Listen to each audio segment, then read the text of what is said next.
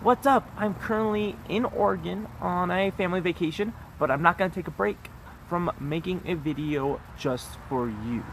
Now, one of the most common questions I'm asked by teenagers is, what do I do if my friend is depressed? And this is what we're going to dive in here today. A step-by-step guide on exactly what to do if your friend is feeling depressed.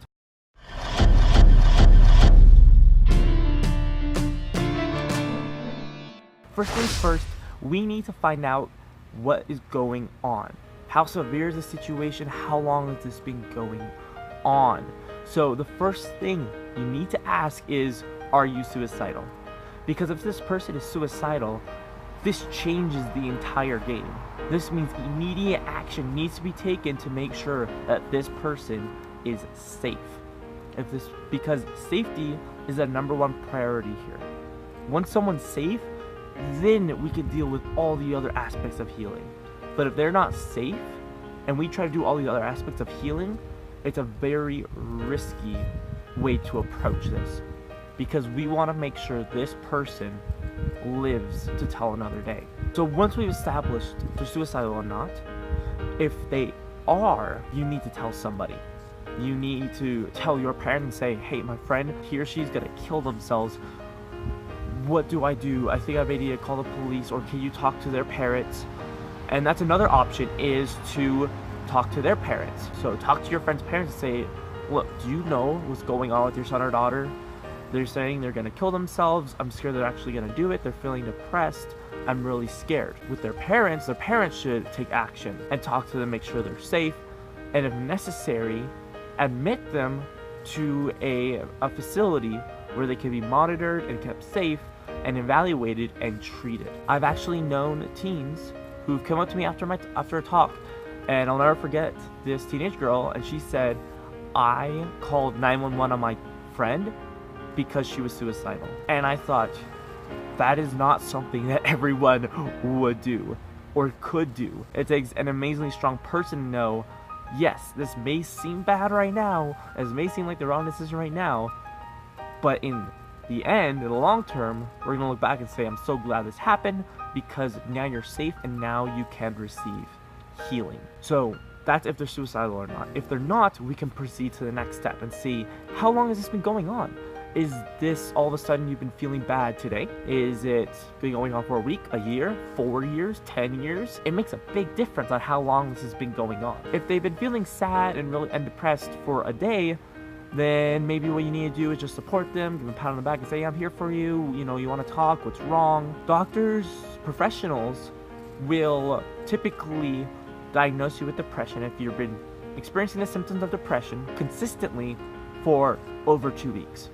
That's when they say there's something serious going on here. This is when we need to take action. So if it's been over 2 weeks, and especially if it's going on for a year or longer, then it's something that should be taken seriously and something that definitely needs to be treated. Another option to take into consideration is if this is situational or not. Do they have abusive parents? Are they being bullied at school? What's going on in their lives? Because if they tell you that they're being abused by their parents, you don't want to go to their parents and say, hey, your teen told me this. That's not going to help. It's going to make things worse. So in that case, it'd be a good idea to go to your parents and say, hey, my friend's telling me that they're being abused, maybe by their parents, being bullied. What do I do? And then that actions to take because of that is a topic for another video, because it's a very difficult situation. But that's when you work with someone who has more experience than you in difficult situations, such as your parents, such as teachers, school counselors, therapists, doctors. Those kinds of people have much more experience in this field and what to do. The last thing to take into consideration, to remember, is not to keep this secret for them. I can't count the number of times that I've been talking to someone and they're telling me their friend is depressed, their friend is suicidal, but they say, oh, sorry, I can't tell you anymore. I promised my friend I wouldn't say anything. My immediate reaction is this helping them? Does by keeping this secret help them get better, or does it help them be worse? Because that's what we need to remember when it comes to this, is what's gonna help them feel better, what's gonna help them feel worse. Sometimes we don't know. Sometimes we need to guess and say, I don't know, try this medication, it might help. If it doesn't, okay, we'll try something else. So sometimes we don't know exactly what it'll take to help someone feel better, but sometimes we do know, and we go against our better judgment. Keeping a secret's not going to help them. It's not.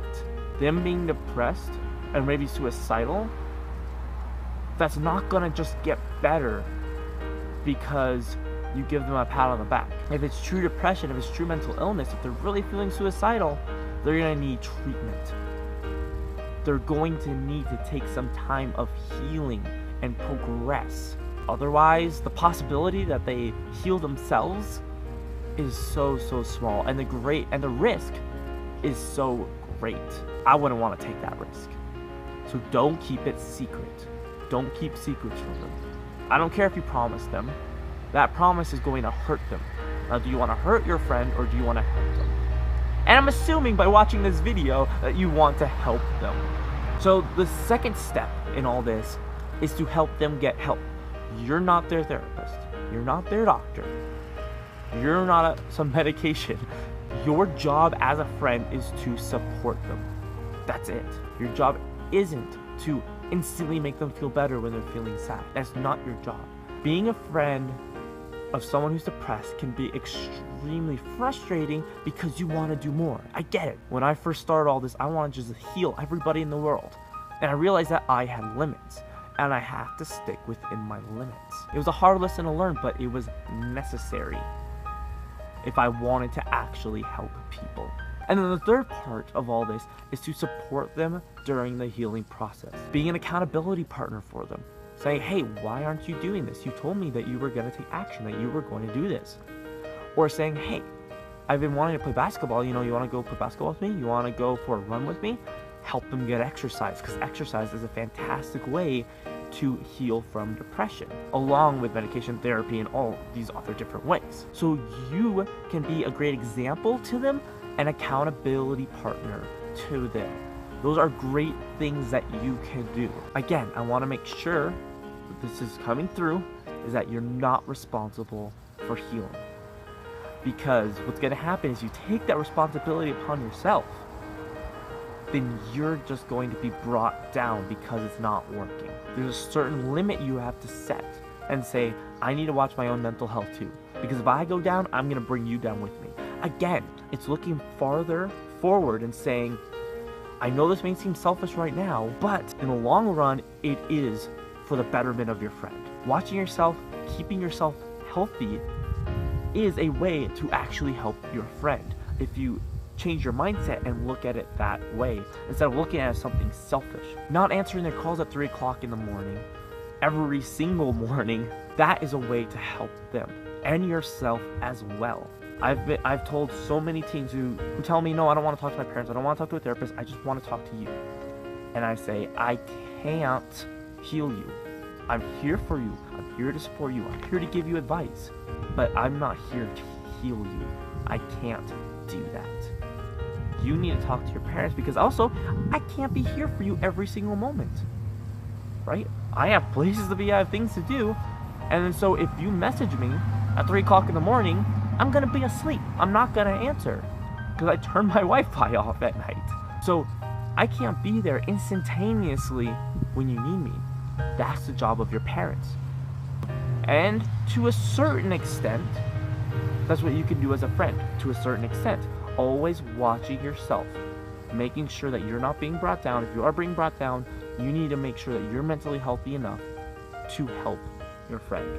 So those are the basic steps to take. Of course, we could get into many complicated situations that are beyond the scope of this video. But for right now, I just want you to keep in mind is that to help your friend, you could be there to support them, to be there for them during their hard times, to be there with them with their good times, and to promise them that you will never abandon them. To promise them that you will always be there for them, that you will always love them as a great friend, and to bring them up, to be a positive impact on their life, to tell them they are indelible, they are amazing, they are beautiful people, and that they can't be erased. Thank you so much for watching. As you can see, I'm in beautiful Oregon here This place is absolutely amazing. Here with some family, some cousins, aunts, and uncles. It's awesome. We're having a great time, and I look forward to seeing you next week. Don't forget to subscribe. Don't forget to watch some other videos, and always take care. Be unashamed.